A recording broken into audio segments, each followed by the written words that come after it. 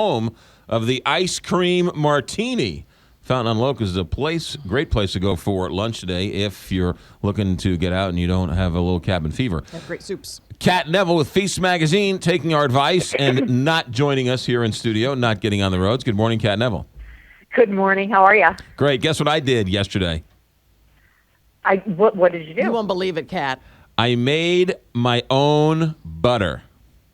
Oh, fantastic! While watching while watching a DVR show of Feast Magazine. You inspired me.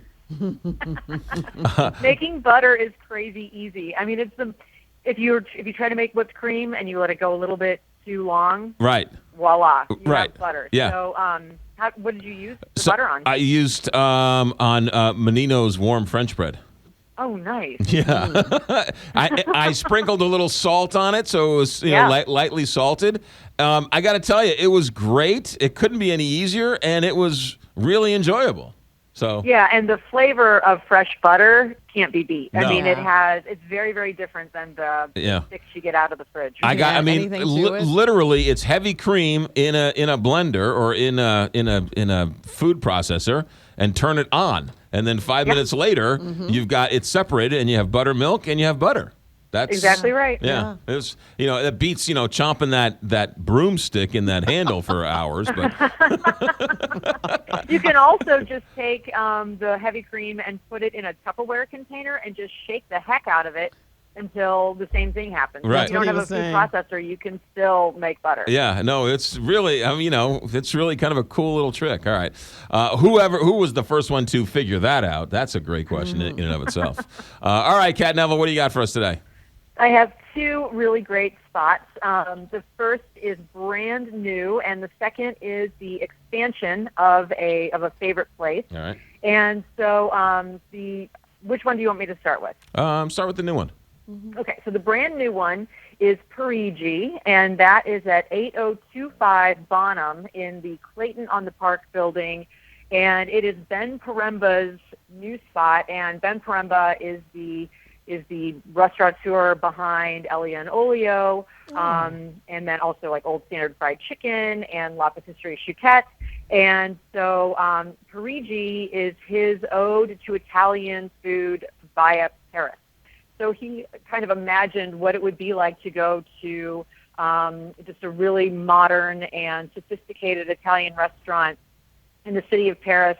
And this is the result. It is beautiful. It is a very modern and very sleek interior with copper touches and beautiful orange leather banquettes. He does have a beautiful kind of a private dining room off to the side, and the service is impeccable. It is an absolutely beautiful and wonderful addition to the Clayton dining scene, and the chef that he has brought on board is Ramon Cuffey, and you might remember him from Bar Italia and La Dolce Via. He has been on. He hasn't been on the scene for a few years, but he is incredibly talented. And so the menu is made up of a number of lovely starters, and those include things like flash fried oysters and a foie gras with a caponata that has a hint of chocolate in it. It's really an interesting take on caponata, which is very traditional, which I had no idea, but Ben said it's a very traditional approach, and it was wonderful. It was served with a drizzle of a 25-year-old balsamic vinegar. He has things that are also some bar snacks because they have a beautiful bar. So arancini, which are these risotto balls that are deep fried and have this nugget of cheese inside, and it's served with a really light tomato sauce. There are house extruded pastas. My favorite was this really wonderful spaghetti that was served very simply with high quality olive oil and a little bit of hot pepper. Really nice. And then he has a ton of big steaks on the menu that are served, just by themselves with impeccably made sauces, and then you can do kind of family style sides. And it's a really great spot. All right, what's the name of the place? Parigi, and fantastic cocktails, really nicely edited. So it's small, but everything is wonderful, wineless. And then all of the desserts, of course, are from Simone over at La Patisserie Chouquette, and they are fantastic. Gotcha. Say the name for me. Parigi. Parigi. Parigi. In the Clayton on the Park one. Okay, Parigi. What's number 2? Number 2 is Russell's on Macklind. They have expanded.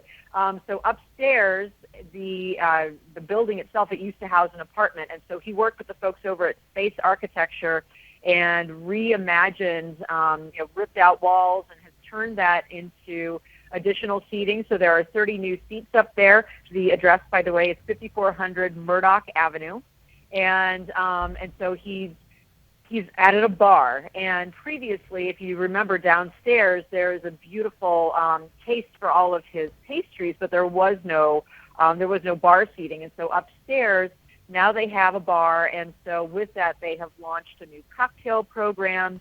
They now have a happy hour that is Tuesday to Thursday from 5 to 6 p.m.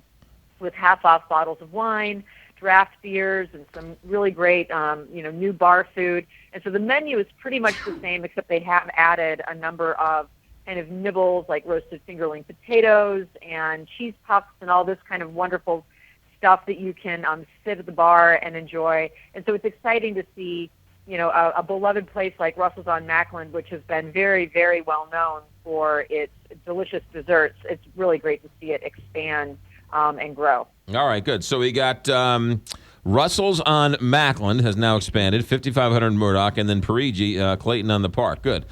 All right, what is going on with FeastCom? Well, we are, the new March issue will be debuting this weekend. It is our annual chef issue, and so we have our list of most anticipated restaurants of 2016. We have a look at the ACF team, which is led by Ben Groupie, who is a chef here in St. Louis. We are looking at the trend of restaurant chefs who are launching into bread programs, so all of that great stuff is coming up. And I'm actually in Kansas City right now shooting Feast TV, and I had a chance to visit with Christopher Elbow Chocolate yesterday, and his chocolates are available all over the country, including in St. Louis, and they are amazing. And I also had a chance to go underground, 150 feet underground in the limestone caves to see where Caldi's stores all of its green coffee before it's shipped to St. Louis to be roasted. And so all of those really interesting spots are going to be in the next season of Feast TV, debuting in April. How about that? Feastmagazine.com for all the information. Right. Channel 9 on, and just make sure, just search Channel 9. It's on all the time. It's a great resource, and it's a whole lot of fun. Kat Neville with Feast Magazine. Have a good week. Thanks. Thank you.